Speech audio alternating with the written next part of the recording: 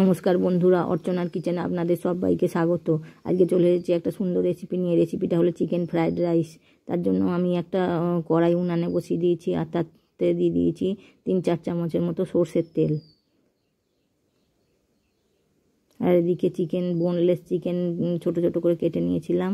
আর তাতে দিয়ে দিচ্ছি 1 চামচের মতো ভিনিগার, লবণ আর একটু গোলমরিচ দিয়ে মাখিয়ে রাখবো 10 মিনিট। আর তেলটা গরম হয়ে গেলে আমি একটা ডিম ভেজে নেব, ওটা ভুজি করে নেব। ডিমটা খুন্তির সাহায্যে নেড়ে চেড়ে একটু ভুজিয়া করে নেব।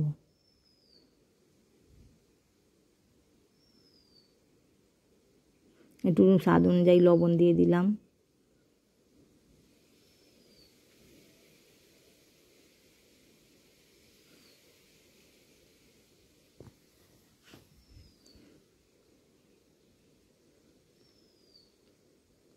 ডিমের ভুজিটা আমার রেডি হয়ে গেছে, এবার আমি তুলে নেব।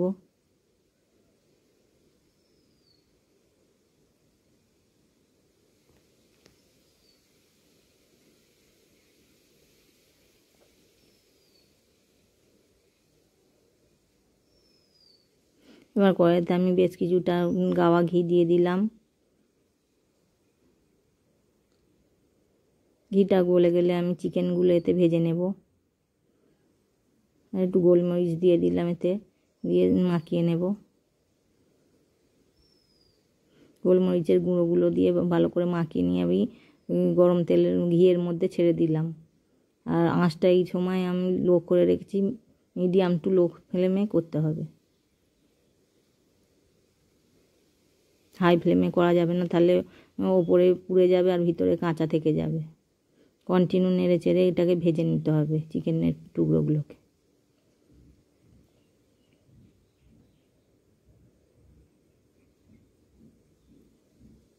চিকেন টুকরোগুলো আমার ভাজা হয়ে গেছে, এবার কড়াই থেকে তুলে নেব।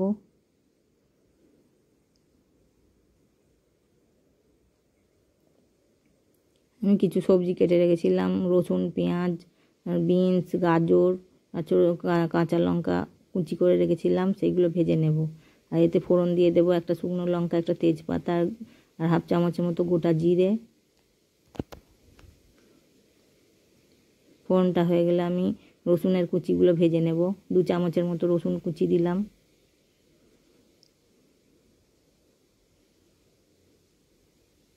রসুনগুলো নেড়ে চেড়ে নিয়ে এবার পেঁয়াজের কুচিগুলো দিয়ে দেব। এগুলো লাল লাল করে ভাজার দরকার নেই।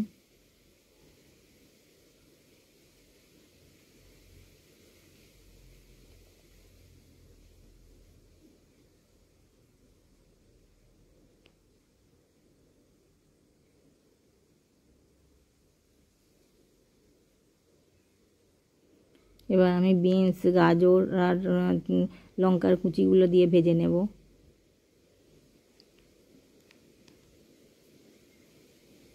ভালো করে নেড়ে চেড়ে আমি ভেজে নেব।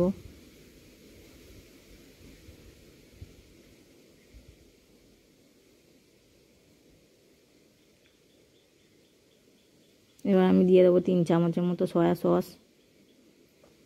সসগুলো দিয়ে ভালো করে নেড়ে চেড়ে নেব।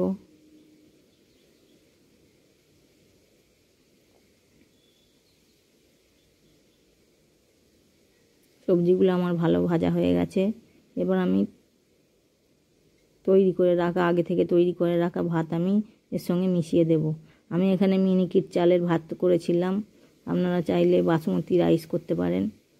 মিনিকিট চালের ভাতও খুব ভালো হয়। ভাতটা আমি ভিনিগার দিয়ে সিদ্ধ করে রেখেছিলাম। ভাতগুলো অল্প অল্প করে মিশিয়ে আর নেড়ে চেড়ে মিশিয়ে নেব সবজিগুলোর সঙ্গে। এবার আমি ডিমের ভুজিটা আর মাংসের ভাজা টুকরোগুলো দিয়ে দেবো, দিয়ে ভালো করে নেড়ে চেড়ে ভাতটার সঙ্গে মিশিয়ে নেব।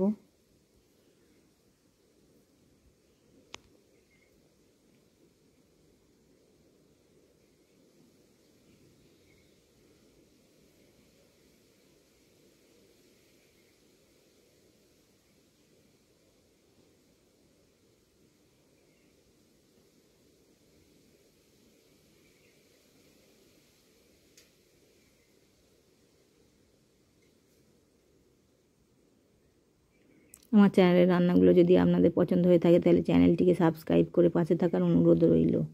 এবার আমি ভাতের সঙ্গে স্বাদ অনুযায়ী লবণ মিশিয়ে দেব। লবণটা দিয়ে ভাতের সঙ্গে ভালো করে নেড়ে চেড়ে মিশিয়ে নেব। লবণটা দিয়ে ভালো করে ভাতের সঙ্গে চারিদিকটা ভালো করে মিশিয়ে নেব।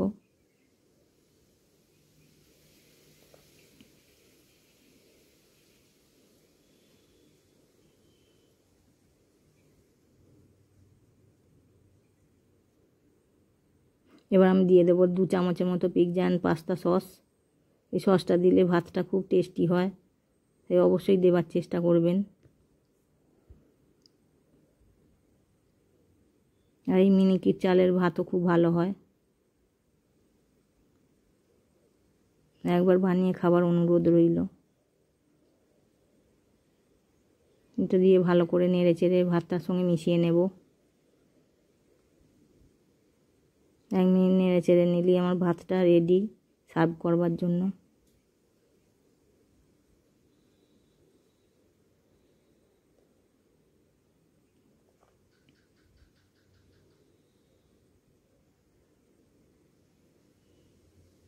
ভাতটা আমার রেডি হয়ে গেছে সার্ভ করার জন্য।